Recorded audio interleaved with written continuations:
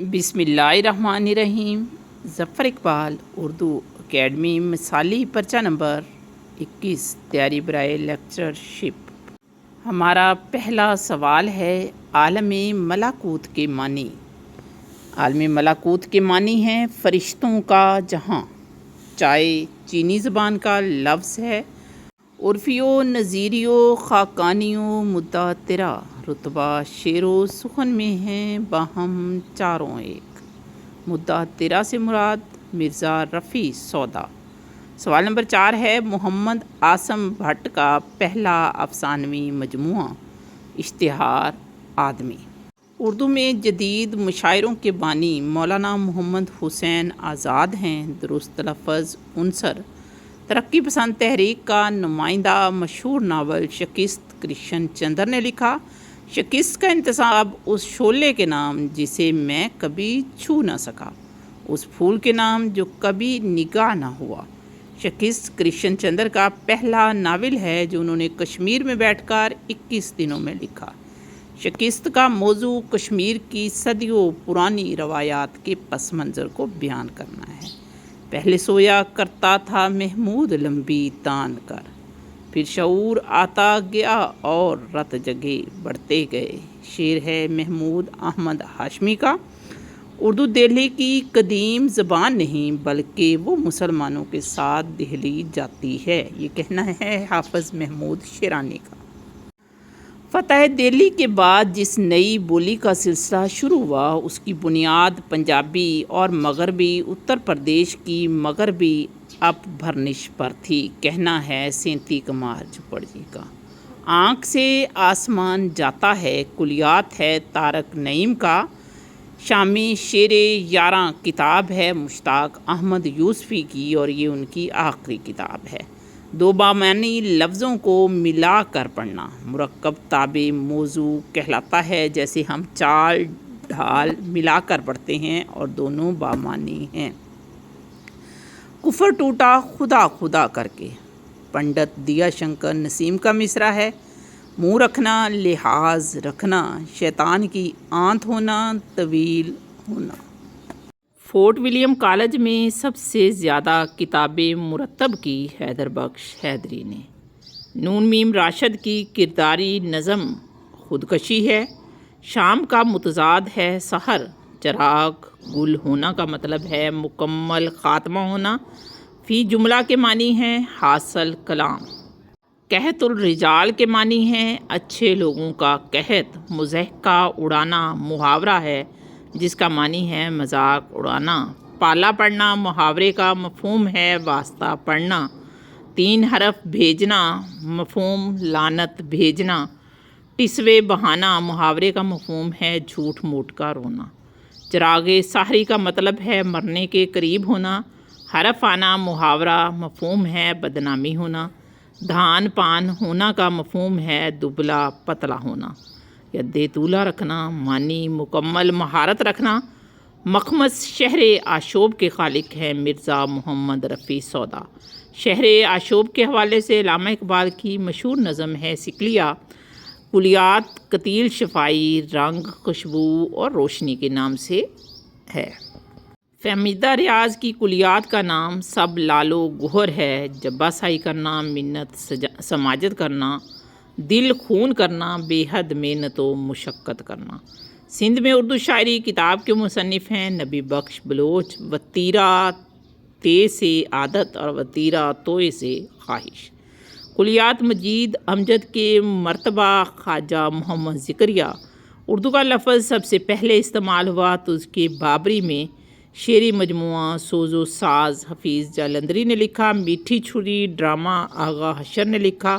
حروف تہجی کے اعتبار سے حروف ابجد 28 ہیں۔ جملہ معترضہ کے لیے علامت قوسین استعمال ہوتی ہے۔ حضر کے معنی قیام۔ منظوم ڈرامہ وہ ڈرامہ جس میں کردار نثر کی بجائے نظم میں مکالمے ادا کرتے ہیں۔ منظوم ڈرامہ کی مثالیں بودلک احمد فراز، سرخی چھایا ناصر کاظمی۔ مقصدی ناول ایسا ناول جو کسی نظریہ یا سوچ کو معاشرے میں پروان چڑھانے کے لیے لکھا جائے، جس کی مثال میرات العروس مجالس النساء ہے۔ منشی پریم چند کا آخری مکمل ناول گیودان ہے۔ گیودان کا موضوع ہندوستان کے کسانوں کی زندگی ہے۔ اردو کی نثری داستانی کتاب ہے۔ گیان چند جین کی مرزا رفیع سودا کا مشہور ہجویہ قصیدہ تضحیک روزگار ہے، اور تضحیک روزگار کا دوسرا نام قصیدہ در ہجو اسپ یعنی ایک گھوڑے کی ہجو ہے۔ اس کا پہلا شعر ہے چرخ جب سے ابلک ایام پر رکھتا نہیں ہے دستے یاں کا بیک سوار۔ وہ مرثیہ گو جو ہندو تھے اور میراثی کی 7 جلدیں 1897 میں مطبع نول کشور سے شائع کی۔ مرزا چھنو لال دلگیر۔ اردو کے نورتن حضرت سر سید کے رفقا کار کو رام بابو سکسینہ نے کہا، گنج بخش فیض عالم مظہر نور خدا، ناکسارا پیر کامل کام لارا رہنما۔ خواجہ معین الدین اجمیری کو کہا جاتا ہے، طوطی کی آواز نکار خانے میں کون سنتا ہے؟ استفہام اقراری ہے۔ کف سے شور ایک گلشن تلک فریاد کا، خوب طوطی بولتا ہے ان دنوں سے یاد کا۔ ذوق کا شعر ہے۔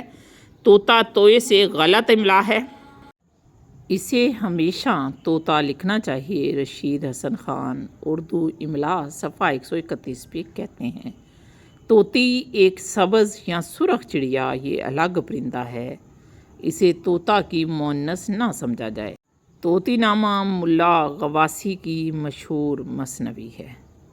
طوطی نامہ میں طوطے کی زبانی 45 کہانیاں بیان کی گئی ہیں۔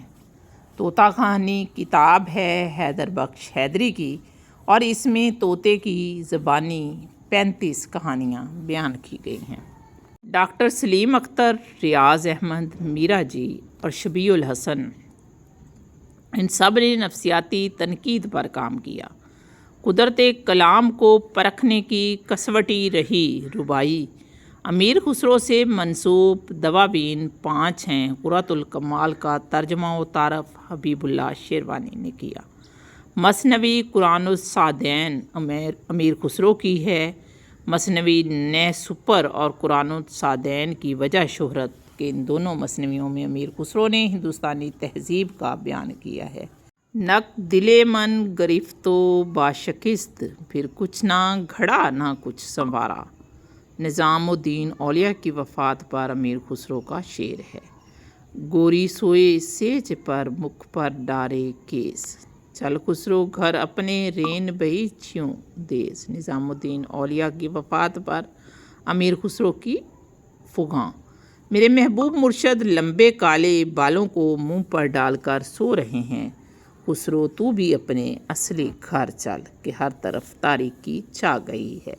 اردو کی پہلی نثری تصنیف سب رس ہے۔ سب رس میں امیر خسرو کا مذکور شعر، پنکھا ہو کر میں ڈلی ستی تیرا چاؤں، مجھ جلتی جنم کٹی تیرے لیکھن بھاؤ، ریختہ پر پہلی غزل کہی امیر خسرو نے، اور اس غزل کی بحر متقارب تھی۔ پہلی غزل امیر خسرو کی تغزل سے بھرپور ہے۔ گوپی چند نارنگ کا دور حیات 1931 تا 15 جون 2022۔ امیر خسرو کی غزل کی دریافت کا صحرا ڈاکٹر اسپنگر کے درمیان سر ہے۔ ڈاکٹر الواز اسپنگر کا تعلق جرمن مستشرق ہیں، اور اس کے علاوہ مشرقی زبانوں کے استاد، ایشیاٹک سوسائٹی کے مترجم اور سیکریٹری ہیں، دہلی کالج کے پرنسپل ہیں۔ کیا سعدی شیرازی ریختہ گو تھے؟ ڈاکٹر اسپنگر کا مقالہ۔ امیر خسرو کے کلام کا اہم ماخذ تذکرہ مجموعہ نغز ہے۔ مجموعہ نغز کے خالق قدرت اللہ قاسم ہیں۔ اردو کا پہلا تذکرہ نکات الشعراء کے خالق میر تقی میر ہیں۔ دشت مہنی، صحرا، جنگل، کیا گل کھلے گا دیکھیے ہے فصل گل تو دور، اور سوئے دشت بھاگتے ہیں کچھ ابھی سے ہم۔ مومن کا شعر ہے۔ فصل گل میں عشاق کا جنون بڑھ جاتا ہے۔ افتاد طبع فطرت یا جبلت کو کہتے ہیں۔ چلتے ہو تو چمن کو چلیے، کہتے ہیں کہ بہاراں ہیں، پات ہرے ہیں پھول کھلے ہیں، کم کم بادو باراں ہے۔ میر کا شعر ہے۔ چلتے ہو تو چین کو چلیے، سفر نامہ ہے ابن انشا کا۔